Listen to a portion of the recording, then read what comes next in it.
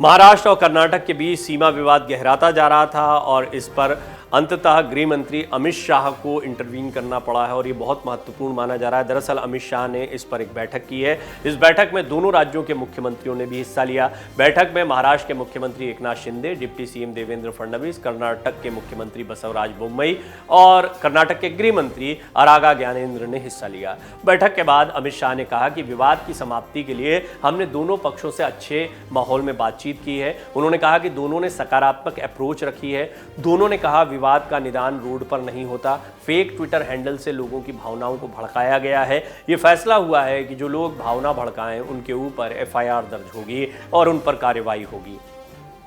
शाह ने कहा कि दोनों राज्यों में विपक्षी दलों से अपेक्षा की जाती है कि वो आज के फैसले पर अमल करेंगे और इसे राजनीतिक मुद्दा नहीं बनाएंगे। जब तक सुप्रीम कोर्ट का फैसला नहीं आता कोई भी राज्य इस पर क्लेम नहीं करेगा। दोनों राज्यों से 3-3 मंत्री यानी कुल 6 मंत्री बैठेंगे और इस पर चर्चा करेंगे। उन्होंने कहा कि दोनों राज्यों से कानून व्यवस्था ठीक रहे और किसी को परेशानी न हो, इसके लिए एक सीनियर आईपीएस अधिकारी की अगुवाई में कमेटी गठित की जाएगी।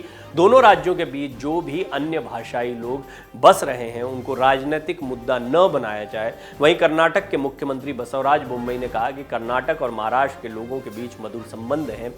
शांति भंग करने के लिए कुछ भी नहीं किया जाना चाहिए। संबंधित मुद्दों को सुलझाने के लिए दोनों राज्यों के मंत्रियों की समिति बनाई गई है। वहीं महाराष्ट्र के मुख्यमंत्री एकनाथ शिंदे ने कहा है कि आज की बैठक एक बड़ी पहल है। इससे दोनों राज्यों में शांति बनी रहेगी। दोनों राज्यों में से कोई भी राज्य तब तक कोई कदम नहीं उठाएगा जब तक मामला सुप्रीम कोर्ट में है। हमने कहा है कि कर्नाटक में मराठी लोगों की सुरक्षा की जानी चाहिए। कर्नाटक के मुख्यमंत्री ने हमें इसका आश्वासन दिया है। आपको बता दें कि पिछले हफ्ते ये सीमा विवाद और बढ़ गया था जब दोनों ओर के वाहनों को निशाना बनाया गया। दोनों राज्यों के नेताओं की बयानबाजी के बीच कन्नड़ और मराठी समर्थक कार्यकर्ताओं को पुलिस ने बेलगावी में हिरासत में भी लिया। इसके बाद कर्नाटक और महाराष्ट्र के मुख्यमंत्रियों ने फोन पर एक दूसरे से बातचीत की थी और इस पर सहमति जताई थी कि दोनों पक्षों के बीच शांति और कानून व्यवस्था बनी रहनी चाहिए। वहीं भाषाई आधार पर राज्यों का पुनर्गठन किए जाने के बाद 1957 से सीमा विवाद का मुद्दा बरकरार है।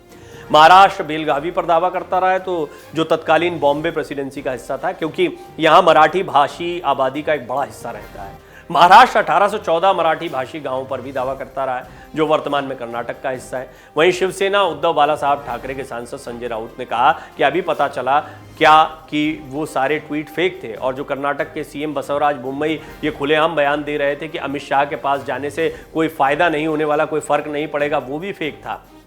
संजय राउत ने आगे कहा कि कर्नाटक के मुख्यमंत्री के साथ जो महाराष्ट्र के मुख्यमंत्री चर्चा के लिए बैठे थे उसका कोई मतलब नहीं है। शिंदे सरकार असंवैधानिक है। एक असंवैधानिक सरकार की चर्चा का कोई खास अर्थ नहीं है। यह सरकार रहेगी कि नहीं यही पता नहीं है। हाँ, अगर केंद्रीय गृह मंत्री ने महाराष्ट्र कर्नाटक सीमा विवाद को दिल से सुलझाना चाहा तो जरूर कोई सकारात्मक बातें सामने आ सकती हैं।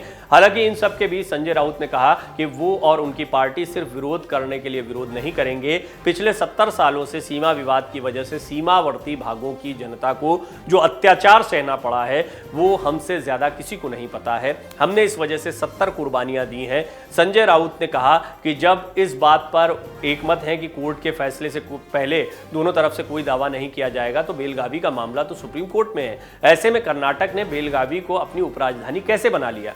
कोर्ट में मामला होते हुए बेलगावी में विधानसभा सत्र किस आधार पर बुला रहे हैं? लेकिन अगर व्यावहारिक तौर पर देखा जाए तो बेलगावी को कर्नाटक का हिस्सा माना जाता रहा है, लेकिन अब फिलहाल ये मामला सुप्रीम कोर्ट में चल रहा है। ऐसे में अब कोई भी राज्य इस पर अपना क्लेम नहीं कर सकता है। डाउनलोड करें अमर उजाला ऐप और पाएं खबरें लगातार।